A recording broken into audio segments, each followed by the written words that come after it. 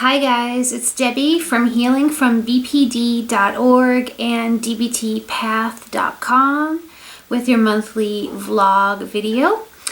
So, more than a vlog, I'm going to be talking about a recent post that I did involving obsessive love and borderline personality disorder, because it was one of my most vulnerable posts to date, I would say, in terms of sharing, personal experience.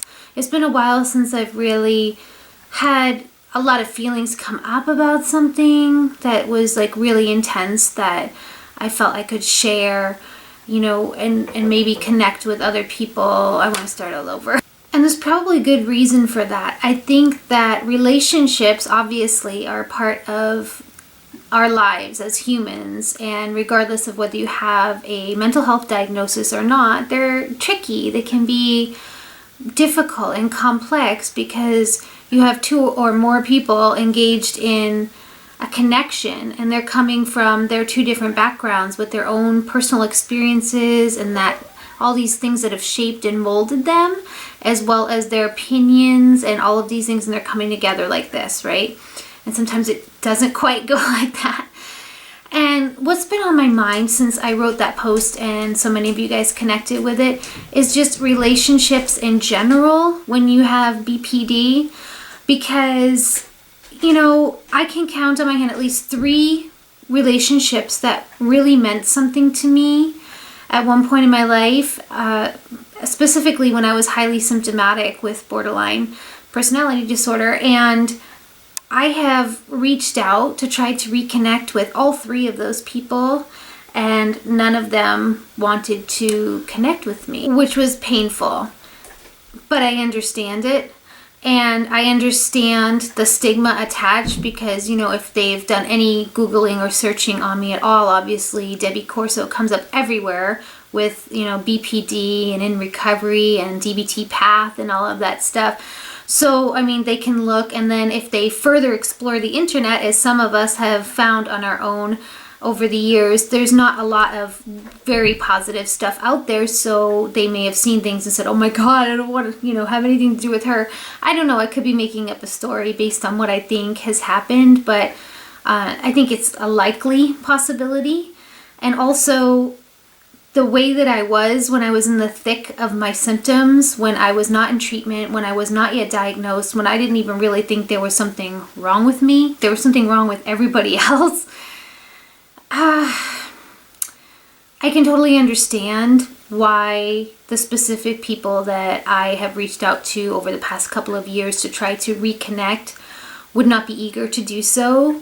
Why they would be concerned because of my past behaviors, and why they would probably not be in a place of really thinking that it's possible that I could have changed. And so I know that a lot of you are probably dealing with this as well. You're working really hard in your recovery, making strides, you're changing, you're learning, you're growing. And yet, maybe you've reached out to people from the past that you want to reconnect with, where relationships have gone sour, or, friendships, whatever type of relationships, and there isn't that willingness on the other end. And I just want to let you know that the way it was explained to me a while back helped me quite a bit with accepting it, although it still hurts and it's not easy. And the way it was explained to me is in the Alcoholics Anonymous program, or AA is what they call it here in the States.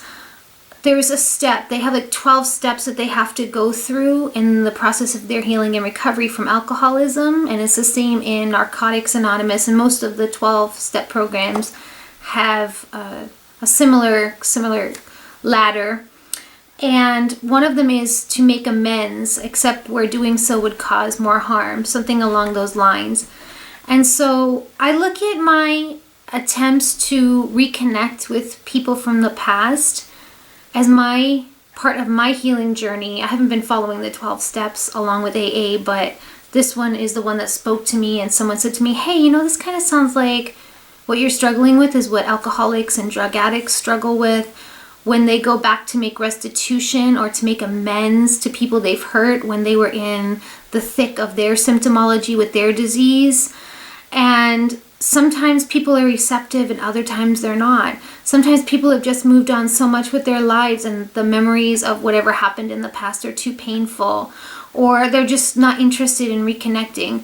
When they do, because I've had those kinds of experiences too, that is a really beautiful experience, and I consider it a blessing and an amazing opportunity that someone would open their heart after, whatever crap happened so many years ago. And when they don't, I think that's when it gets really hard. And for me, as I expressed in the blog post recently, I think that's when the black or white thinking starts to show up.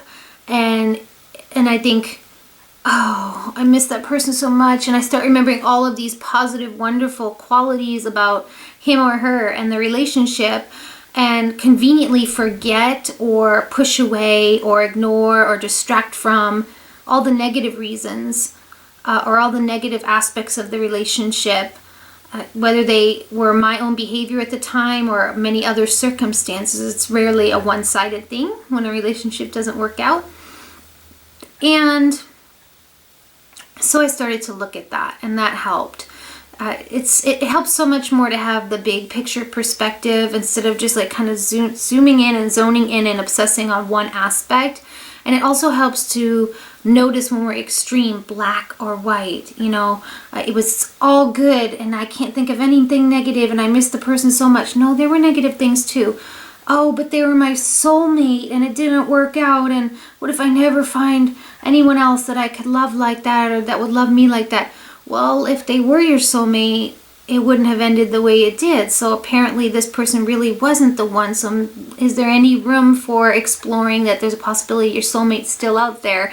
So it's so easy to get stuck over here, and not consider the shades of gray that can help balance it out. And we're actually talking about these things in the emotion regulation class at DBT Path. If you don't know what that is, I co-facilitate online DBT classes with a licensed therapist. These are the skills that helped me to go into recovery from BPD, and so we teach these online. It's worldwide. You guys are welcome to come check it out, dbtpath.com. But one of the things we're teaching in emotion regulation is, replacing when those thoughts come up that are extreme and looking for those red flags of being on one side or the other, replacing those thoughts with more middle way or middle path thoughts, or in the black or white kind of way of thinking of it, the gray thoughts, to give ourselves some more wiggle room to not feel that situations are so extreme. And so as I'm doing these classes and co-facilitating with Alicia, I'm practicing the skills right alongside you guys, because for me it's a lifelong learning. I know the skills pretty much inside and out, but knowing them is not enough. It's practicing them and continuing to practice them in our lives is what makes a difference. And I can honestly say that if I didn't have the skills, then I wouldn't have been able to have handled nearly half as well the situations during which people have rejected my attempts to reconnect. It is a painful thing when that happens. It hurts beyond measure sometimes. Sometimes you feel like your dream is shattered, especially if you thought the person was a soulmate. Those kinds of things. And if you're an emotionally sensitive person and you tend to get dysregulated and something of that magnitude happens, I would say it impacts us. This is not a scientific number, but like 100,000 times more intensely than someone, just the average Joe or Joan on the street who doesn't have emotional sensitivity issues or past trauma issues or, mood regulation issues. So it's really important that we know how to take care of ourselves so we're not going into behaviors that make matters worse for ourselves, that hurt us even more. We're already hurting if we're in this situation, right? So we don't want to do things to further sabotage. And I think one of the positives that really comes out of situations like this, because you have to find the positive so you can learn from it and grow and move on and not make the same mistakes, right? Is that I really value the relationships that I have now, the friendships that I have now, the connections that I have now. I used to really jump from one crisis to another and always be that friend who had a problem, who needed to be rescued, who needed someone to show up at the emergency room or take her to the psychiatric hospital, or who was quitting jobs left and right or dropping out of school. Like, I was that one that was always having a crisis, and it does wear people down. I mean, people are strong, but you know, sometimes it does get to a point where it deteriorates the relationship, and I don't go there anymore. I try my hardest to be supportive and loving and reciprocal with the support and the openness of listening and receiving what other people have on their plates and letting them talk. And when I feel like I'm in a crisis mode, I don't just jump right to starting to call people and panicking and freaking out over it. I go to my skills or my cats, who I call my real therapist, first. And I work on it to bring it down several notches. And then I'll use my skills in such ways as maybe calling a friend to see what I can do for them, or calling to see if they're available to go for coffee, but not keeping the whole conversation one way. You know, that sort of thing. Reaching out to professionals if it gets to the point where it feels really too extreme, which hasn't happened in years. Knock on wood, superstition. But I just want to let you guys know that if you're experiencing any of this, you're not alone. It's a human thing to feel a mixed bag of emotions, even intensely, when it comes to relationships, especially ones that aren't repairable and it's beyond your control, and you're having to use all of your wits about you and your wise mind and all of your skills that you have, whether you have just internal skills that you call upon that are helpful to you and not harmful in any way, or if you're actually using DBT skills. You know, it's not easy, but you can get through it.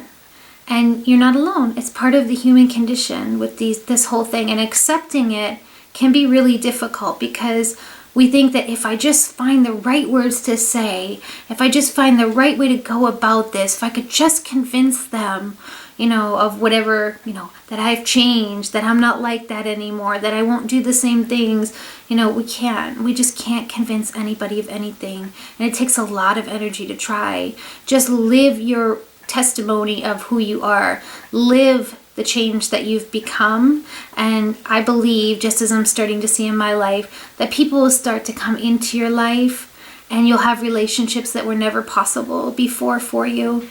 And sad, yes, to leave the old ones behind, but forcing something that isn't working also isn't good for our mental health. So take that all into consideration as you map out your own healing journey and as you consider your own situations. And thank you for watching, you guys. I hope this was helpful in some way. And I will see you guys in the next video or over at the blog. Bye for now.